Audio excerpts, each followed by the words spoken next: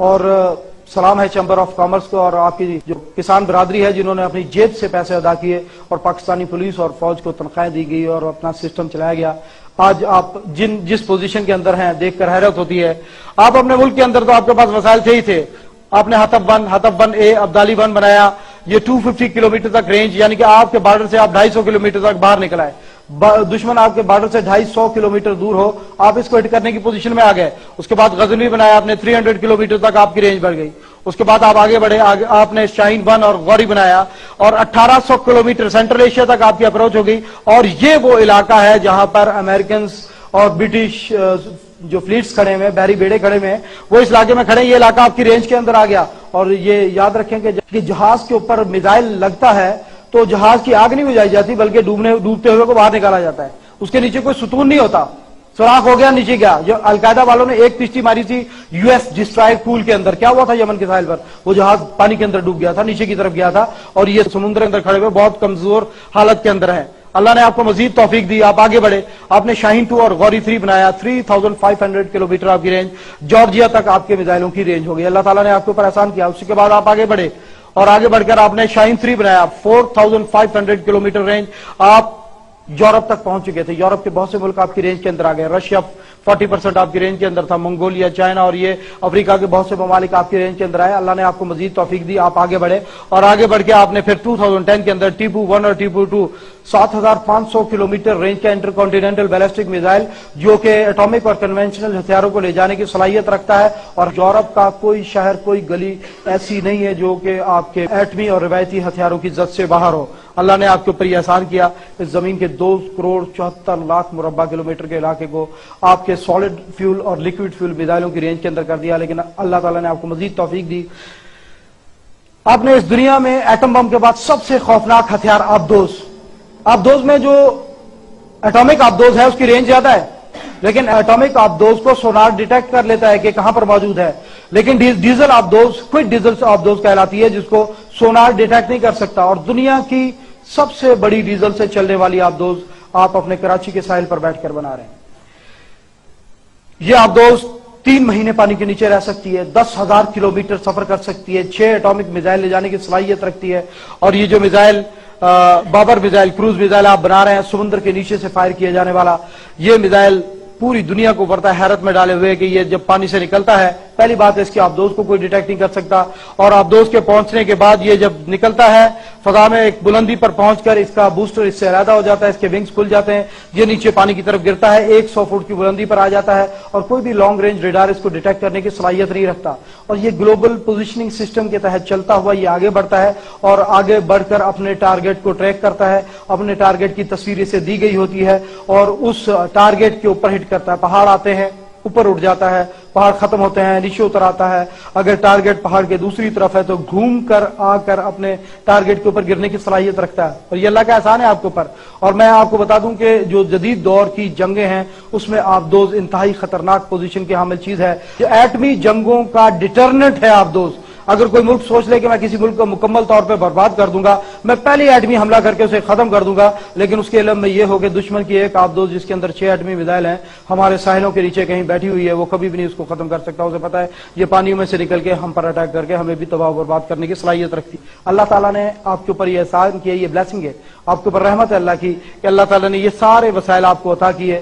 اگر ان کی ترتیب میں جائے تو بہت لمبی ہے، لیکن حقیقی طور پر ہم آپ کو یہ وعدہ کرنا چاہتے تھے کہ یہاں پر جو فورسز بیٹھی ہیں یہ پروپیگنڈے کے زور کے اوپر آپ کے اوپر سوار ہیں. سنت حضور نے کہا کہ ویپنز کریٹیکل نہیں ہوتے، انسان کی ذہانت، دماغ، اس کی دانائی جو ہے وہ کاؤنٹ کی جاتی ہے، اس کی حیثیت ہوتی ہے. ویپن اگر آپ گننے لگے تو میں نے آپ کو بتایا کہ روس کے ویپنز بہت زیادہ ہیں، ابھی بھی امریکہ سے زیادہ ہیں اور اسی طرح پڑے ہوئے ہیں، بلکہ ان میں سے بہت سارے ایٹم بم ہی ان کے چوری ہو چکے ہیں. امریکنز کی تاریخ اگر کسی نے پڑھی ہو تو بڑی حیرت کی بات ہے کہ امریکنز نے اپنی تاریخ کے اندر کبھی بھی زمینی پیش قدمی کر کے فتح حاصل نہیں کی. کوریا کی لڑائی کو دیکھ لیں جس میں اقوام متحدہ کی فوج ان کے ساتھ تھی، کوریا کے اندر اترے، انہوں نے پیش قدمی کی ہے، لیکن راتوں رات چائنیز نے یلو ریور کراس کیا اور اقوام متحدہ کی فوج اور امریکی فوج کا بیڑا غرق کر دیا. انہوں نے اقوام متحدہ کا کہنا تھا کہ برباد کر دی گئی ہماری فوج، اور چینیوں نے ان کو دھکیل کے کونے پر لگا دیا اور پھر اٹامک کیپسول کی دھمکی کے اوپر انہوں نے معاہدہ کیا جس سے شمالی اور جنوبی کوریا علیحدہ علیحدہ ہوئے. پہلی ان کی ناکامی. उसके बाद वियतनाम की लड़ाई के अंदर देख लें कि अमेरिकन ने 2.5 लाख तक फोर्स अपनी बढ़ाई। 2.5 लाख फौज अमेरिकन की वियतनाम के अंदर मौजूद थी। बहरी बेड़ा मदद कर रहा था, फदाइया की मदद थी। लेकिन क्या हुआ, जब वहां से अमेरिकन पसपा हुए, 50,000 अमरीकियों की लाशें उठाकर वापस गए हैं इस जंग के अंदर। और वियतनाम फिर उसी तरह अपनी जगह पर मौजूद। और वियतनाम के हनोई शहर के पार्क के अंदर एक झील है जिसके अंदर उन्होंने अमेरिका के B-52 जहाजों के टुकड़े रखे हुए हैं और उसके ऊपर बोर्ड लिखकर लगाया हुआ है कि दुनिया देख ले कि हमने अमेरिकियों के B-52 गिराए थे। नेट के ऊपर पड़ी हुई है, यूट्यूब पे हनोई लिख के सर्च करें सिर्फ। और ये सारी पोजीशन देखें कि वो जंगों के अंदर किस तरह पसपा उतरे हैं। अगर इराक के ऊपर आप समझते हैं कि अमेरिकियों ने जंग की और इराक के ऊपर अमेरिकियों ने कब्जा कर लिया, तो थोड़े से हम आपके सामने आदाद शुमार रखते हैं, बात आपके सामने वादे हो जाएगी। 8 लाख के करीब इराकी सिविलियन मारे गए इस जंग के अंदर। और जब हमला किया है तो 7,600 के करीब अप्रोक्सीमेटली इत्तेहादी फौजी मारे गए थे जिन्होंने हमला किया, जिनकी मदद से अमेरिका ने कब्जा किया। लेकिन हैरत की बात है कि उनमें सिर्फ 96 अमेरिका, बर्तानिया और इटली के थे। बाकी सारे के सारे फौजी मुसलमान मुल्कों के मारे गए, यानी कि एडवांस मुसलमानों ने किया, मुसलमानों के जरिए कब्जा हुआ। अमरीकियों ने जमीनी पेशकश नहीं की।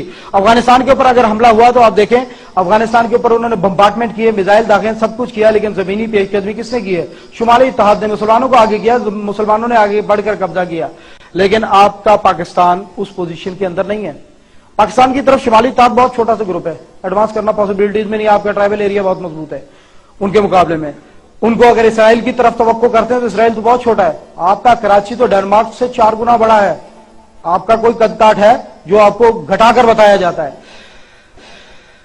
इसराइल मदद करने को नहीं आ सकता। ये जमीन आपके लिए, हम पिछली प्रेजेंटेशन में भी आपको वादे कर चुके हैं कि हिंदुस्तान की सरजमीन आपके लिए सबसे ज्यादा खतरनाक है। अमेरिका ने इत्तेहाद किया, अमेरिका ने वो पिछला मैप जो आपको दिखाया था वो इंडिया को रास्ता दिया शुमाली इलाका जात से और सेंट्रल एशिया तक अप्रोच के लिए। ये आपस में सौदे हो रहे हैं, ये तुम्हें देगा, ये तुम्हें बेनिफिट होगा।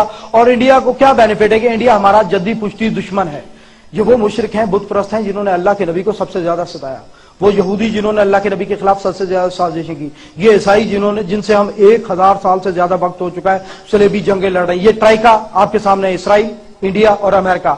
और ये इंडिया इस जमीन की सबसे बड़ी डेमोक्रेसी है, इस जमीन की तीसरी बड़ी फौज है, इस जमीन की चौथी बड़ी फदाइया है। और ये आपका पहला सबसे बड़ा दुश्मन है जिसकी वजह से आपने इस जमीन की तारीख की सबसे बड़ी हिजरत की। 70 लाख इंसानों ने अपने घर बार कारोबार छोड़े और वो पाकिस्तान के अंदर आके बैठ गया। 20 लाख लाशें गिरी इस हिजरत के अंदर। 60,000 मुसलमानों की बेटियां हिंदू और सिख उठाकर ले गए इस हिजरत के अंदर। आप लोगों ने बहुत बड़ी बड़ी कुर्बानियां दी और ये आपके दुश्मन हैं हिंदुस्तानी, ये आपके दोस्त नहीं है और ये किसी भी मौके को जाया नहीं होने देंगे।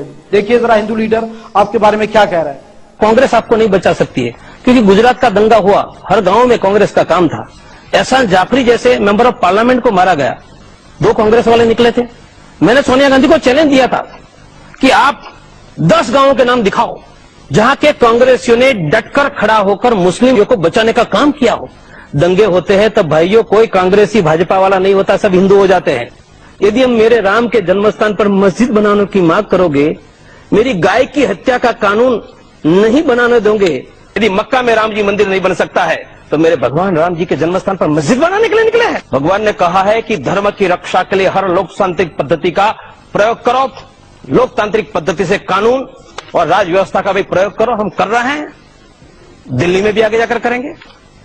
आप अब इलेक्शन लड़के सरकार बनाएंगे, अपनी सरकार बनेगी, देखो सरकार हिंदुओं की ही बनेगी। यह देश में मुस्लिम तुष्टिकरण की राजनीति खिलाफत के बाद चली, जिन्होंने पाकिस्तान बनाया। दुर्भाग्य से अटल जी और आडवाणी जी के नेतृत्व ने फिर से मुस्लिम तुष्टिकरण प्रारंभ करके खिलाफत के नए आयाम का प्रारंभ किया। यही हमारा दर्द का कारण है। मैं पाकिस्तान जाऊंगा जब मेरे हाथ में भगवा झंडा होगा और मैं टैंक पर बैठा हूंगा, तब लाहौर रावलपिंडी में जाऊंगा और तब आपको भी निमंत्रण दूंगा। और वही मेरे हिंदू जिंदगी का सपना है, जब मैं भगवा झंडा लेकर पाकिस्तान को समाप्त करके लाहौर रावलपिंडी में बैठा हूंगा, वो मेरा जिंदगी का अंतिम सपना। They are igniting the clash of civilisation. वो तहजीबों के तसादुम को उभार रहे हैं और हकीकत तो यह है कि इस तसादुम के अंदर वही रहेगा जो कि अपना दिफा करने के अहल होगा। क्या आप समझते हैं इंडिया इस पोजीशन के अंदर है कि वो पाकिस्तान के ऊपर अटैक में इनकी मदद कर सके? अगर वो मदद कर सकता होता तो अमेरिकन अपनी लाशें ना उठाते, हिंदुस्तानी कश्मीर में अपनी लाशें ना उठाते, यकीनन वो पाकिस्तान को सफा हस्ती से मिटा चुके होते। इस जमीन पर सारी कुव्वतें आपके खिलाफ जमा हो चुकी। अल्लाह के नबी سے اشارہ کیا اس طرف سے لوگ اٹھیں گے تو ایسا ہو کے رہے گا انشاءاللہ. اللہ تعالیٰ نے اس زمین کے وسائل آپ کو دیے, صرف آپ کو یقین کی ضرورت ہے. دیکھیے 2001 کا واقعہ ہے, جنرل اسلم بیگ نے اس کے بارے میں 2008 کے اندر جون کے اندر نوائے وقت کے اندر لکھا کہ چند لوگ 2001 میں انڈین پارلیمنٹ میں داخل ہوئے اور وہاں دھنگا مچتی کھڑی ہو گئی, بہت سے لوگ مارے گئے. انڈیا نے اعتراض کیا کہ یہ پاکستان کی طرف سے لوگ آئے تھے. انڈیا نے اپنی فورس پاکستان کے بارڈر پہ لگائی اور اسلم بیگ کہتا ہے کہ چونکہ میں اس وقت